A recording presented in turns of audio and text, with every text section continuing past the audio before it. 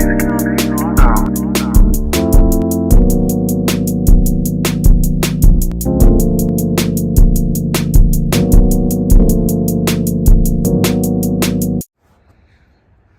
right, guys, today we are looking at this Georgetown. I was not able to record some of the other service calls.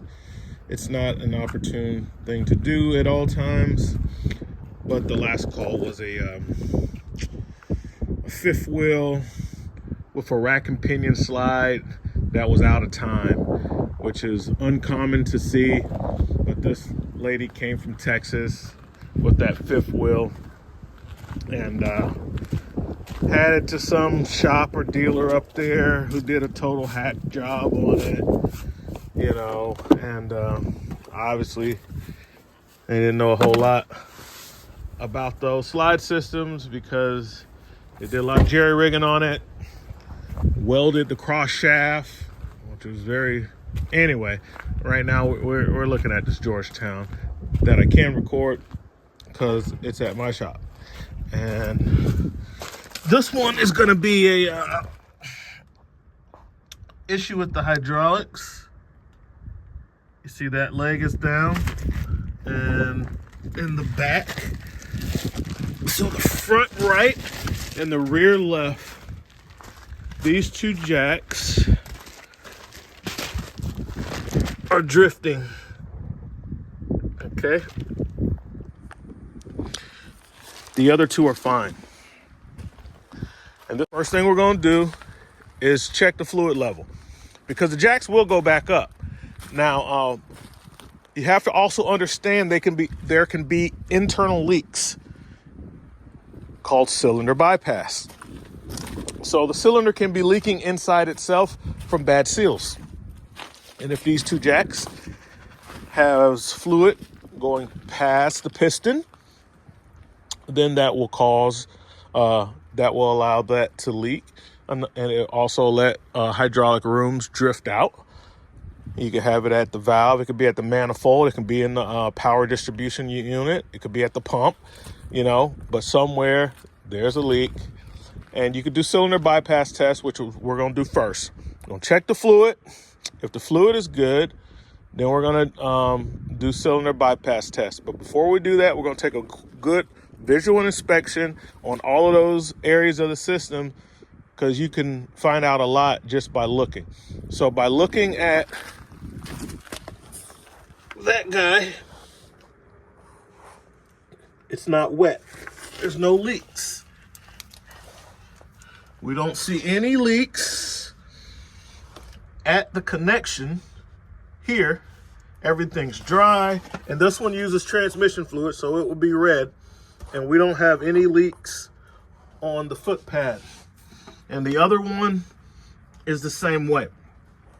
Now with that bypass, a lot of times these jacks are connected to other jacks. So if this jack is not in bypass, if the jack that it's connected to, which is going to be on the other side, take a look at the other side, that bypass issue of the jack over here can cause the other one to malfunction. So you see how this jack has like a jumper going over to the other jack? They're connected together. Okay, and normally I'll have to follow the hoses to make sure that it's these two that are connected together and not some other ones. But yeah, you can have an issue in this jack that presents itself at the other jack. So we're just going to do a good visual inspection on everything where these connections are. It looks good. A lot of times the leaks, if it has an external leak, it's going to drip down, and you'll see it on the foot pad. You'll see a caked up dirt where the dust and dirt has collected, and sometimes you can just see the fluid has a bad enough leak. All right, so looking at this guy, dry on the bottom, I'll have to get underneath and see if we have anything wet on that.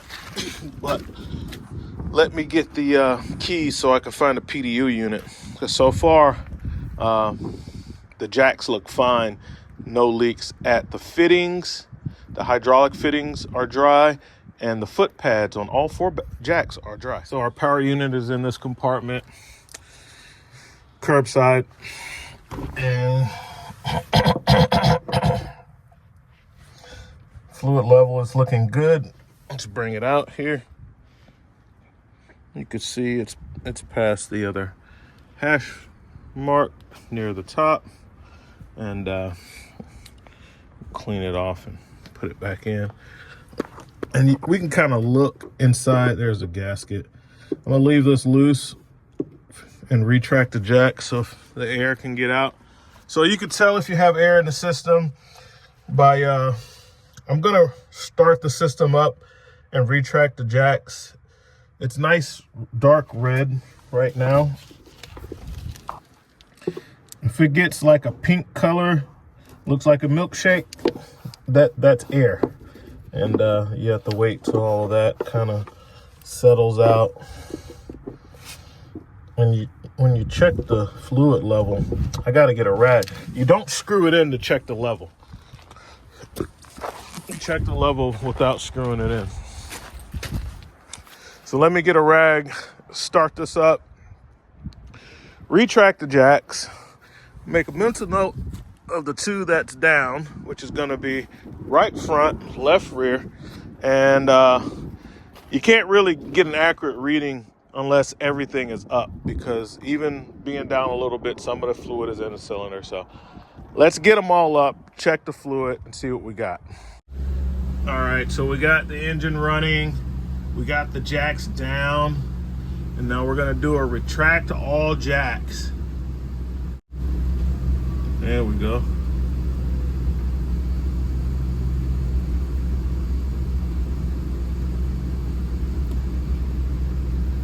All right, jacks are up.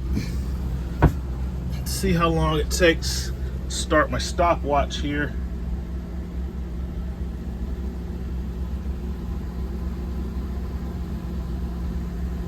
See how long it takes for them to fall down.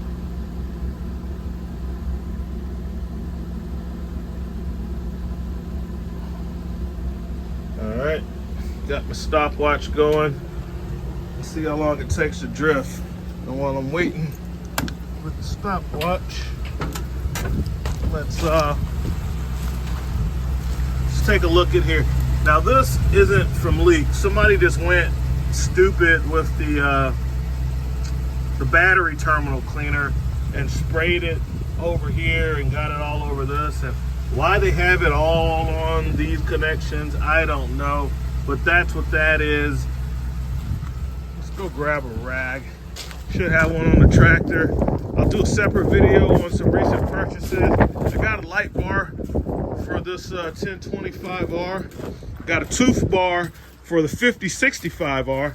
And because these headlights are pretty useless on the tractor when you got bucket or implement in front, so I'm gonna put this light bar hanging under here because mine is such a close fit to my lean-to and I can't have it any taller. So I'm gonna mount it on the bottom, and so I could flip the light forward or backwards because there's no lights on the back either. So it's gonna do double duty for me.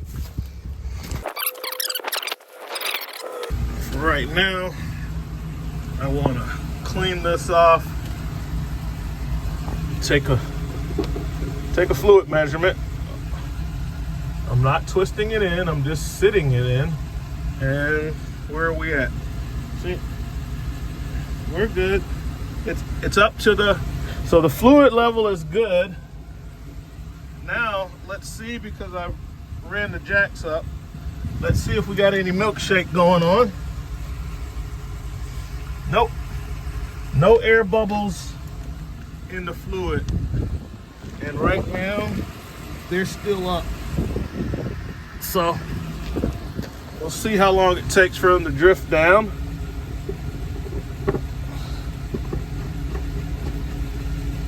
Okay, So I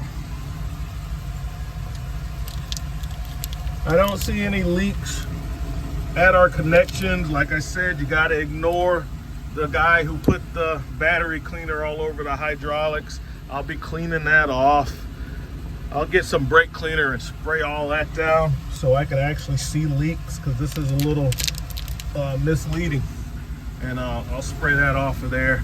And sometimes when these valves have gaskets in them, in the solenoid valves, and when those go, it also will allow the jacks to drift. So that is still a leak. That's when I was talking about the power unit being this guy, the manifold being this guy right here. And these solenoids are in the manifold. And the manifold is kind of separating out everything, controlling the in and the out with the motor. Sometimes with valves, sometimes if it's bidirectional, the direction that the motor pumps. But most of the times it's using the valves to direct fluid in or out of the reservoir. Okay, so on travel trailers and motorhomes, the colors are reversed. So like you got extend and retract. So on the travel trailers, I believe the black is retract, and on the motorhomes, the black is extend. So the orange would be retract. And you could double check to be sure on that. It's backwards from travel trailers to motorhomes. So if you got a fifth wheel, the colors are going to be opposite. All right. Okay. I'll let this run a little while, and then I'll come back out and check it and see how the drift is going, and I'll clean up this PDU and get all that red stuff off in places where it shouldn't be, so that I can see leaks if we have any.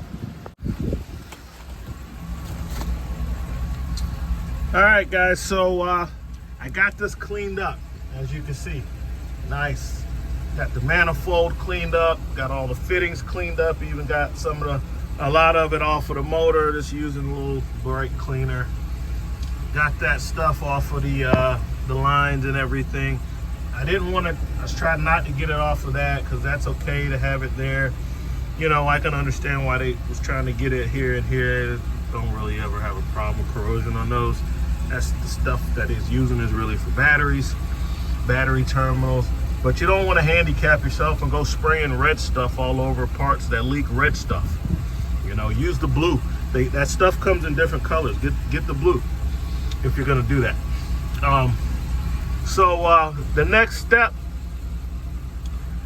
would be to, so either we got a problem in here between one of these four solenoids. Either we got a problem there, and there's a procedure for testing it here, and there's a procedure for testing it at the jacks themselves. I always do the simple stuff first. So this is pretty easy to get to, okay? Pretty easy to get to. We will do our cylinder bypass test at the jack first, okay? And I want to make sure, let's see, we got that orange. I want to make sure that these front two are connected and not the other ones, because as you can see, we only got 2 orange hoses at the manifold, which means you got 2 sets. One orange hose is for the front, preferably, and one's for the back. Depends on the guy who plumbed it up, how they connected the 2 jacks together. But I'm thinking, just from looking at it here, looks like we're teed off from this one, and it's going over to that other one, and then going over to the power distribution unit. So not going to the back, which is good. Okay, so Worst case scenario on this one would be, because we know it's not the motor or anything like that, it's got to be in the valves or the cylinder. Now in this case, you rather it be at the manifold in one of these valves, because that's a lot less expensive to change than the jack. If it's the jack, then you got to replace the jack. If the seals are gone inside the jack, there's no fixing that, okay? People might say different things, but you're replacing that, okay?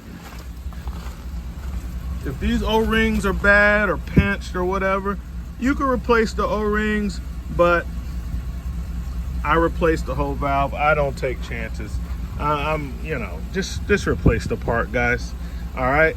And these little plastic caps come off. You pop that off, you unscrew that, you slide that top part, which this is just a magnet that's moving the solenoid in and out, electromagnet. Slide all that off, and then that rest of that is that's the valve. Okay. So let's see. Like I said, we can get our wrenches and stuff in here. So we'll be doing a cylinder bypass test, starting with this one. Okay, starting with this one. Now, I'll stop there. All right, guys. So we're going to be using the retract feature to test the bypass, see if the cylinder's in bypass. And how we're going to do that is we're going to remove the extend hose, which is black on the standard Lippert motorized system. Okay, the orange is going to be the retract hose. All right. So the engine has to be running. You see a little bit of fluid. It had a little bit dripping in the line. And now I'm going to go tap the retract button a few times. I got my stuff wedged over there, right there. And if the fluid comes out of the hose, then I have a problem with my valve. Something in the valve or the manifold. If the fluid comes out of the fitting, that means when I hit retract, it's pushing the piston up. It's pushing the piston up, and it's getting past the seals and coming out. So that's what we're looking for. So now I'm going to go on the inside, and I'm going to turn my unit on. It hadn't drifted down yet. And I'm going to hit the retract.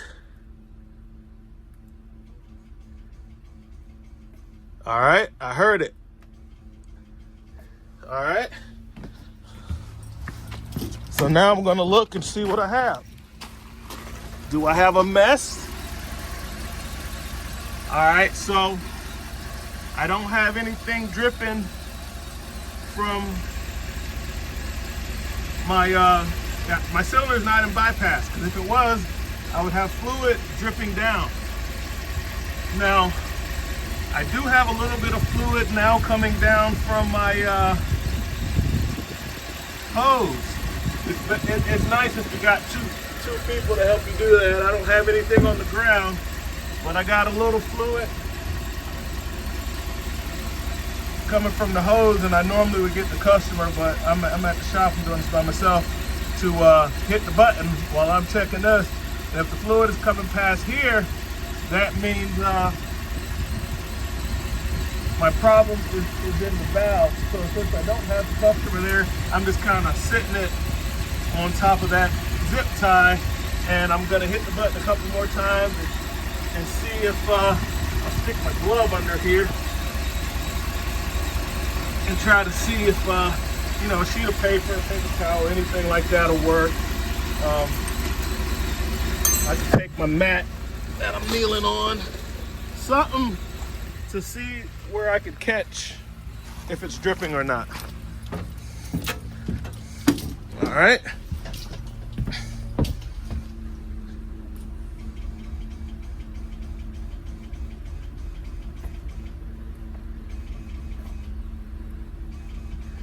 All right, so I've done it a few more times, and let's see what I got.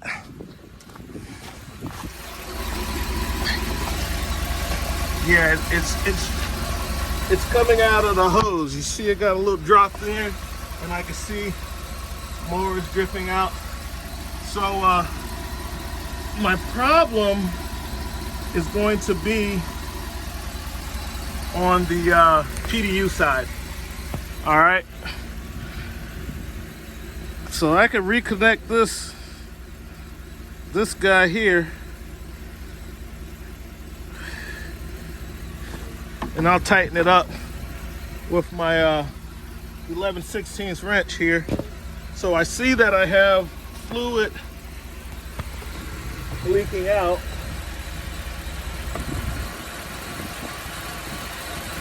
Not a lot, because if it was, the jacks would drift down a lot faster than they do.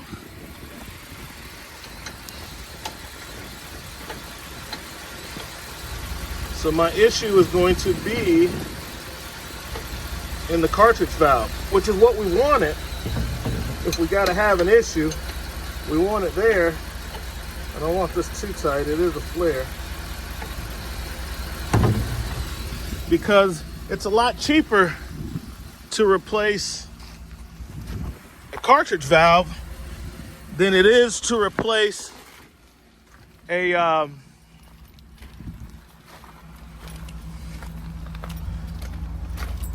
whole cylinder, you know, the leg. Now we're just going to the back. We're going to do the same test for this one. I'll just wipe that with my hand, and I'm just going to crawl under here, take a look.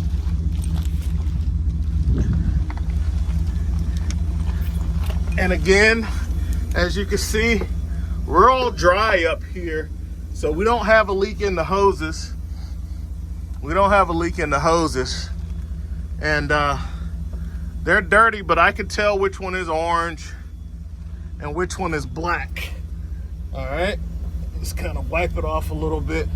That's the black hose. That's the one I want to take off. This guy in the back, and perform the same test and see if we have a cylinder leak or a cartridge valve / manifold leak. And this one, I'm probably gonna end up having to get my stubby, oh, I got it, wrenches. It's not a whole lot of room in there. I'm just gonna disconnect that guy, because this was one of the jacks that was drifting. Now it has a little bit right there, and that's fine. We're looking to see if something comes out when we press the button. And maybe if I can get you guys set up, even though I can't see it, you guys can see it. I don't know if I can get you guys set up down here. Well, I'll just put it in the let's zoom back out. I'll just put it in the foot here so that it can catch anything that comes out. You got to come up with ways to do it by yourself. And I'll do the same thing. 3 cycles on the retract, and let's see if we have fluid coming out of the jack or fluid coming out of the hose. Again, fluid coming out of the top of the jack fitting would indicate 1, 2, 3, 4, 5. All right, let's go see what we have. Each time I'm listening for the motor, it kind of sounds like an electronic squirt gun is how it sounds from the inside of the cab. I want to make sure that's engaging when I'm doing that. All right. All right, so what we have is fluid leaking again from the hose. Let's see about the cylinder. Cylinder seems dry. Nothing down here, which would have dripped straight down here. Again, our cylinder is good, which is good news, but we got a little fluid coming out of our hose. So we're gonna be focusing on the PDU. So we're going back to the pump unit. All right, guys, so from that test, what we found out is that we have a much nicer situation for the customer, and that is the cylinders are good. The cylinders are not in bypass. Now, this unit is a 2020. You know, it's only 4, maybe 5 years old, depending on when it was built. And so this stuff isn't that old. So what we're probably going to end up finding is a pinched or bad O-rings, or some O-rings that are kind of worn out in 2 of these cartridge valves. And how these work is, well, we got to determine now if this is laid out the way that it is, which would be nice if these were the front 2, these were the rear 2, this was the front right. That was, if they laid it out like that, that would be awesome. But you can follow the hoses. Sometimes they mark them. Let's see if they marked them. Yep, they did. So these are marked. You know, who made this coach? Georgetown, Forest River. Thank you very much. Thank you, Forest River. You guys did a great job on this. Thanks, Lippert. All right, so these are marked. All right, they got the pressure rating on it, but all we want to know is right front, left rear. So this is the right front, and it is laid out correctly, and I can see that it's the top hose. And when I follow it around, I can see that it's this hose right here that is going to the right front. You know, even though they're labeled, I still kind of got to verify, because I don't know if a guy switched them around or not. So I it's good to have them labeled, but I still got to kind of check them. All right. So this is the right front, and this is the left rear. So this is laid out exactly like it is on the camper, which is awesome. So we know that we're dealing with this hose, this valve right here. All right. And these 2 guys that are cat-a-corner to each other, these are going to be the ones that we're working on. And like I said, more than likely, we will find that we have a bad seal, like an O-ring. And these,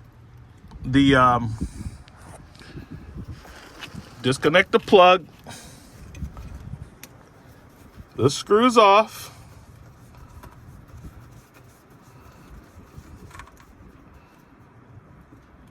And a little weatherproofing type O-ring right there. That's not keeping any pressure in. All that's happening on the inside.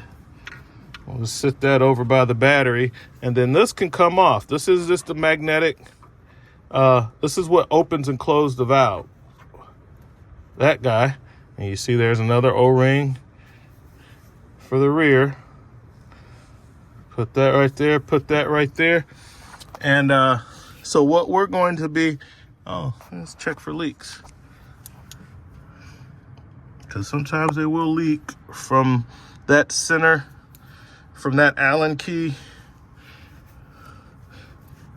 Don't see anything leaking, but this is the cartridge valve that we need. That's the cartridge valve that we need. Uh-oh, it just clicked. Oh.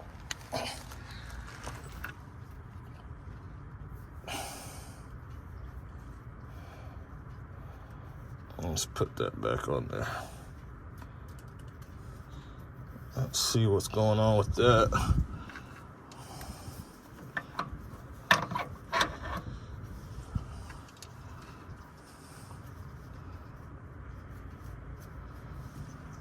I heard a actuator move.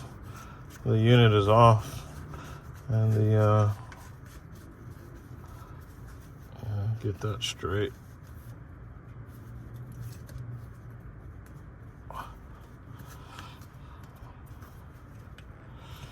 And then plug this guy back up. Looking to see if my leg is drifting down. It's not. But I heard a solenoid click while I was in here. So that's basically how you take this apart to get the valve out. Then you're going to use a, if you have an extra long socket, if not, you're using a wrench. And depending on how much space you have, depends on the type of wrench that you use. So I'll bring you back once I have some new parts to tear this down. So this is why you can't trust everything on Google. Now, if you were just like going off of Google, no other experience or access to like service manuals or just, like I said, knowledge from experience, you would have disconnected the orange hoses, and when you hit the retract button, you would have had a mess. You would have had a rapid fluid loss from your leveling system. And earlier in the video, you might have caught when I said like the colors of the hoses and the functions that they do, if it's original from the factory, hadn't been worked on by somebody else, it's different from like a fifth wheel, which is a travel trailer, and a motorized unit, which is a motorhome. On the motorhomes, the extend hose is black and the retract hose is orange. Okay, so how do we know that? Well, you can look it up in the service manual, or like when you look on the power unit. Remember, I identified to you that there were only 2 orange hoses, but there were 4 black hoses going to the actual valves. Those are the extend. So you can extend each individual jack separately. You don't need that feature when you're retracting so much, you know. So it only had 2 hoses connected to the manifold that were orange.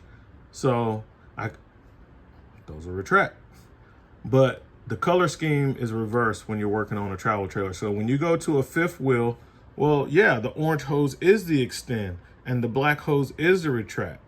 But on a motorized, it's the opposite. So that's why you can't always go by, you know, if you're just using Google, you got to use something else too. You got to use more than just Google, because Google will lead you wrong.